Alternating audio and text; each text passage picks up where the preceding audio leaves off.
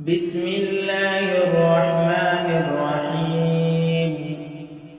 لم يكن الذين كفروا من أهل الكتاب والمشركين منفكين حتى تأتيهم البينة، رسول من الله يتلو صحفا مطهرة فيها كتب قيمة، وما تفرق الذين أوتوا الكتاب إلا من بعد ما جاءتهم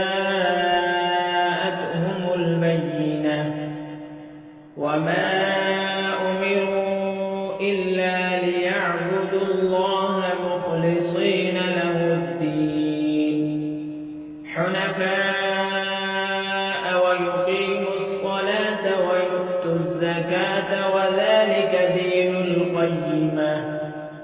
إن الذين كفروا من أهل الكتاب والمشركين في نار جهنم خالدين فيها، أولئك هم شر البرية.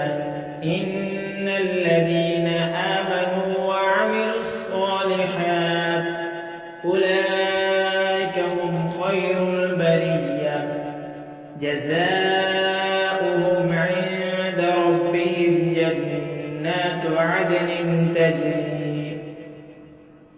تجري من تحتها الأنهار خالدين فيها أبدا، رضي الله عنهم ورضوا عنه، ذلك لمن خشي ربه.